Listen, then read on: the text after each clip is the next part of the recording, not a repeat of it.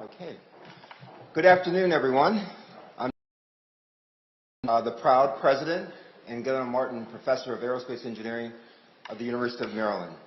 It's my pleasure to welcome you all to the campus on a very hot summer day.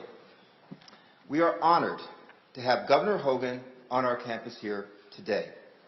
Even more so because we are all here in person thanks to his tremendous leadership throughout the past year, which also allows us to welcome our full community back to our campus this fall. We couldn't be even more excited to welcome back our returning students, faculty, and staff, and yes, 5,000 new Terrapin freshmen to College Park, the largest class size in our history. We are grateful for the research-based, data-driven, and difficult decisions that Governor Hogan made throughout this entire public health crisis. I also like to welcome Maryland Secretary of Higher Education, James Fielder, and Deputy Secretary for Public Health Services, Dr. Jinling Chan. We're glad to have you here as well this afternoon to share in this announcement. Over the past year, we have worked tirelessly to fight against and to protect our community from COVID-19. Here at the University of Maryland, we distributed 50,000 masks and administered over 200,000 COVID PCR tests on campus, and partnered to administer over 8,000 shots in arms of vaccines. Hundreds of volunteers helped staff our testing and vaccine clinics.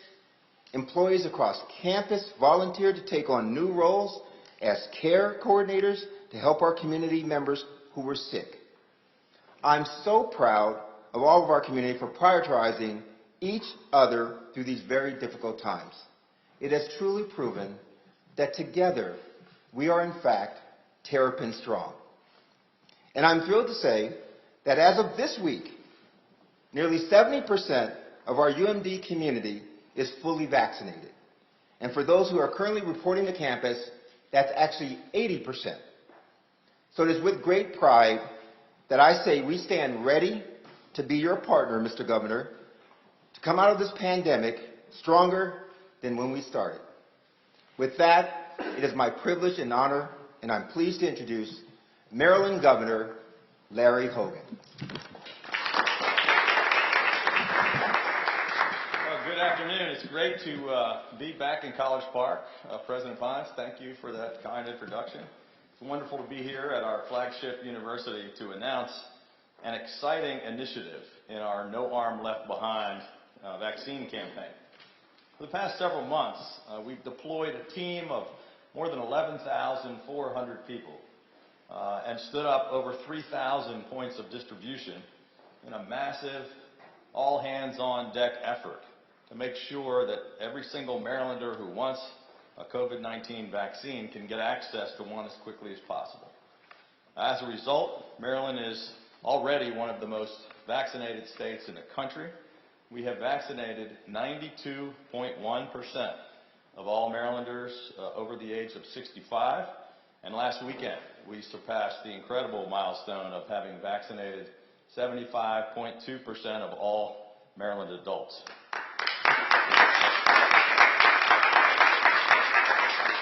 So these are much better rates than the nation and almost all other states.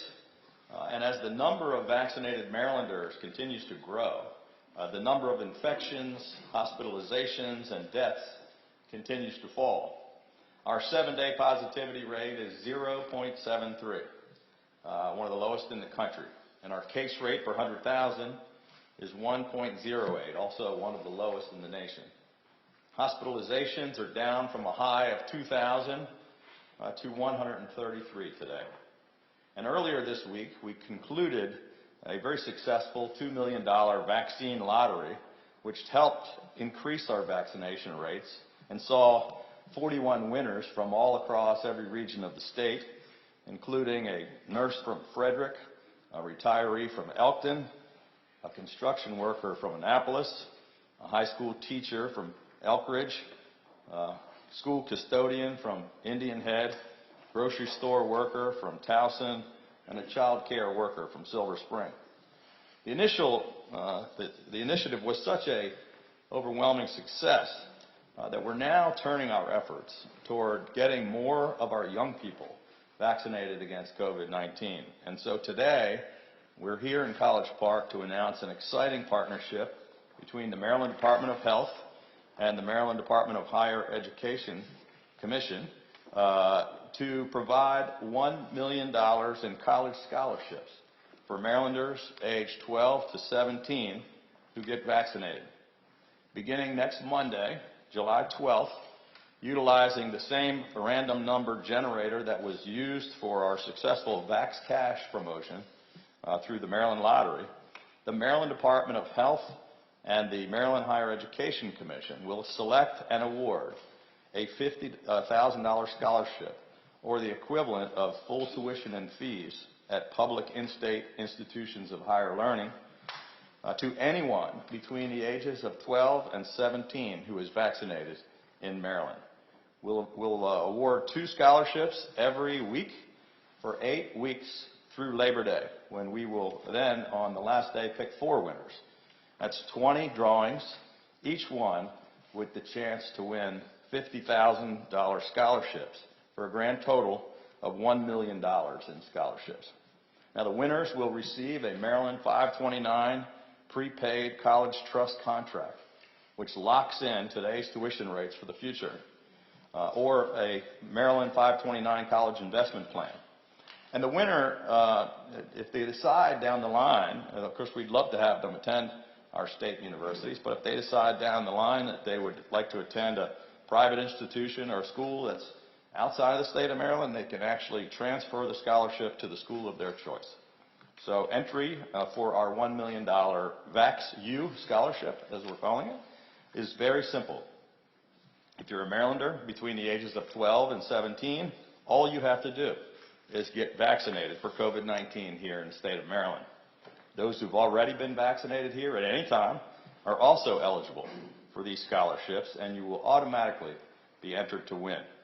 If you have not yet been vaccinated, the sooner that you do, the more scholarship drawings that you'll be eligible for. The Maryland Department of Health will work with the Maryland Higher Education Commission to notify all the winners.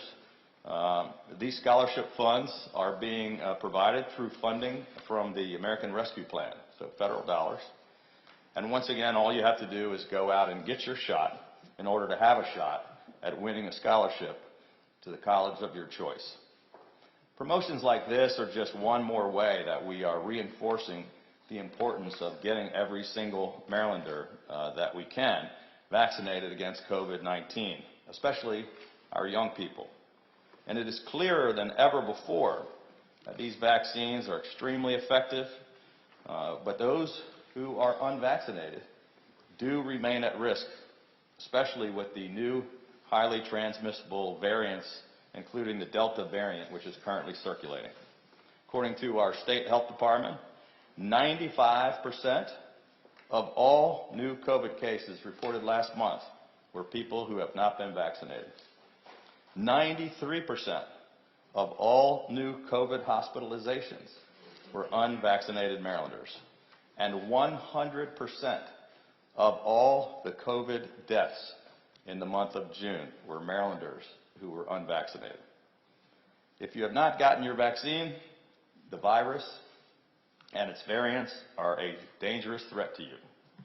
Getting vaccinated is the only way to protect yourself and to continue on our recovery. So if any of our 12 to 17-year-olds or their parents needed another good reason, then now they can go out and get vaccinated for a chance to win a $50,000 college scholarship. At this time, I'm going to turn the podium over to the Chancellor of the University System of Maryland, Dr. Jay Perman, to talk a little bit about this opportunity for college-bound Marylanders.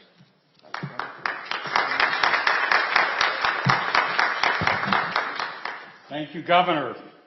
I am really so happy to be here today.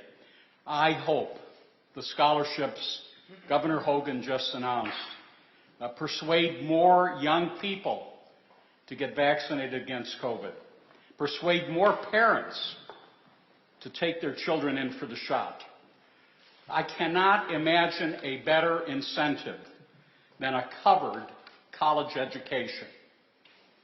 And yeah, I'd be derelict in my duties as chancellor if I didn't say that I hope the scholarships lead more Maryland students to discover one of the university system's 12 institutions, where we have something for every learner.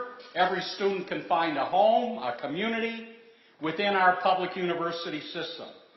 And I promise you those dollars will go far with us.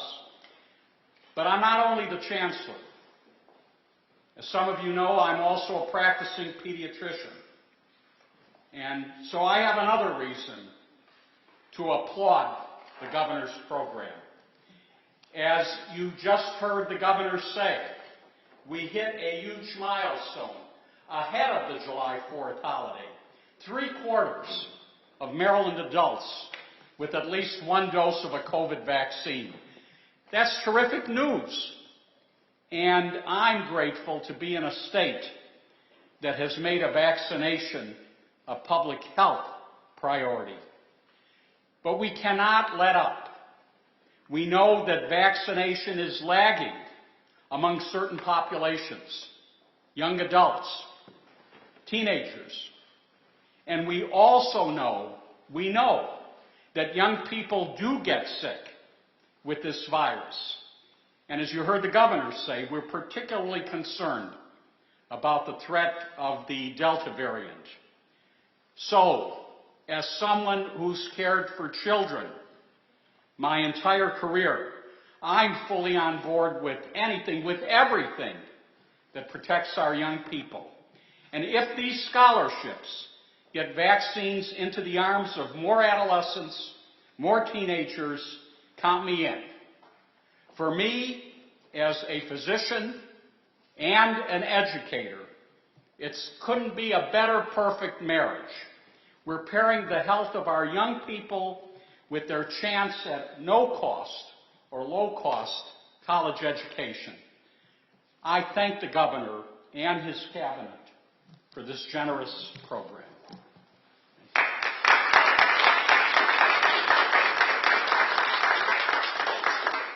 With that, we'd be happy to take a few questions from our friends in the media. But first of all, I want to thank President Pines and Chancellor Furman and our cabinet secretaries, but we left out the most important person. I'm really proud to be here with Testudo today. Thank you for joining us, Testudo.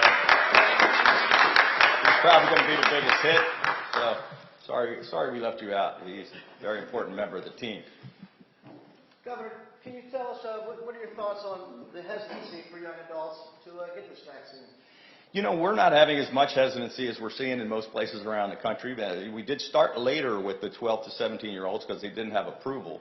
We're outpacing the rest of the nation on the younger folks as well, and I'm hoping that we'll just have a chance to catch up. But like with every age group, there are certain people who are either just haven't gotten around to it, that they're like, well, I may get it, but I just didn't feel the need. And there are others that are, just opposed to it, and they're hard to convince. But I think there are more of the folks that maybe just need a little extra incentive to go out and do it. And we're hoping that this opportunity at a college scholarship and us getting out talking about the importance of it will help encourage some more young people to do so. Particularly, as I pointed out, nearly all of our deaths and nearly all of our hospitalizations and infections are just simply the people who have not gotten a vaccine. To ensure that parents who live in Maryland and for their children will be getting it, how do you ensure that people from across the border in D.C. or Virginia don't take advantage of a program such as this?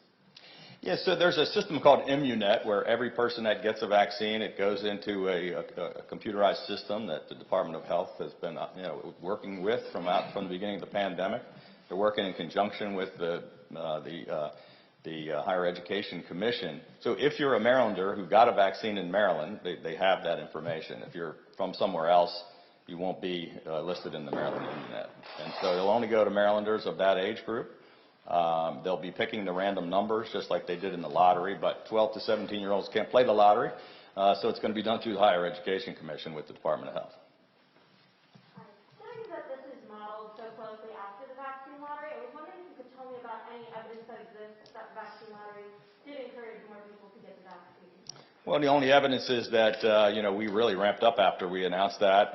We were having winners from all across the state every week, and I can tell you anecdotally, people were saying, I'm going to go out and get my chance at winning that lottery. And so we had already been doing really well, but it was getting, harder and harder to get people out, and we saw a bump after announcing that program, more people that just needed that extra push, and which is why we think we'll hopefully have the same success with our younger people. Governor, you mentioned a concern about the Delta variant. Could you talk a little bit about the deaths that are occurring and the cases and the hospitalizations, whether they are the strain of the Delta variant or not? Yeah, maybe Dr. Chan can address that one, but we're concerned that many of the cases are from the Delta variant, which is much more virulent and spreading faster among unvaccinated people. We have only detected 64 cases of the Delta variant here in Maryland as a whole. Only a handful of them have been hospitalized. Of the individuals who have been hospitalized post-vaccination, they have been primarily the Alpha variant, or what was known previously as the UK variant. We are keeping a very close eye, of course, on this new Delta variant. I think the CDC director just discussed that last week, that nationally it has grown to close to 50% of the sequence cases. We are not at that level here in Maryland. I think most of the cases are being seen out west, where, as has been noted, there is a lower rate of vaccination than here in Maryland. So that's why we continue to emphasize that vaccination is our most important tool to protect people against this variant and others. Though everything's been down, we've seen a lot of hospitalizations. It's a small number, so statistically, percentage-wise, it's a large uptick. But the numbers that come up in hospitalizations, positivity in recent days, these have been Delta. Again, are they all, I assume, still unvaccinated? So to reiterate what the governor has said, the majority of the people who are going into the hospitals now that we've seen recently are those who are unvaccinated. I can't comment on the sequences that may be for hospitalizations that just happened, because it does take still a little bit of time for those sequences to be completed. But we are making every effort and are partnering with Hopkins and the University of Maryland in Baltimore with Dr. Perman's support to sequence every single person who's been hospitalized in those settings. Regarding unemployment, supplemental unemployment benefits, any buzz from you yet ahead of this hearing? Well, we're anxious to have the hearing, and there hadn't been a hearing on the merits of the case yet. We understand they're going to do that Friday and Monday, and we look forward to seeing the results. This is, something that most states in the country have already done. It's something that President Biden has said we have the authority to do, and we have a letter from the U.S. Department of Labor saying so. It's just critically important for us. It's our number one problem right now. We have a terrific economic recovery with 13 months of job growth. Our big problem is no longer, there was a time where people really needed these benefits, and we paid out $13 billion in unemployment benefits. But right now, the biggest problem we have is worker shortage and people not returning to work, and that's crippling businesses all across the state. What are your thoughts about the judge's comments that potentially you can't turn away this federal aid? The judge never heard the case and didn't rule on the case. He just gave a TRO in order to get the hearing that's just going to be scheduled on Friday. So he doesn't know anything about the case yet. I have a question regarding pandemic economic recovery. In New York, Governor Cuomo declared a state of emergency related to gun violence, basically on the basis that there can't be full economic recovery with an increase of violent crime. And so I just have sort of two questions, which is if you agree with that basic belief, and if you're planning on making any moves like that to address violent crime in Maryland. We've got two big problems. One is the health crisis and the economic crisis, and then there's also a violent crime crisis. But I didn't hear Governor Cuomo's comments and don't know about the direct correlation. But certainly we've seen an uptick in violent crime in Baltimore City. Last question. So back on unemployment, what do you say? Some of your critics are saying you're spending state money to stop Marylanders versus federal money. Well, it's, as I said, we were getting people begging us all across the state to do what most other states in the country have done because of the economic hardship it was causing. We were losing small businesses, and people are not able to operate after 16 months of struggle. The economy's booming, people are going back, and they can't get people to come to work. So, we think it's going to help the economy, not hurt. Thank you. Great.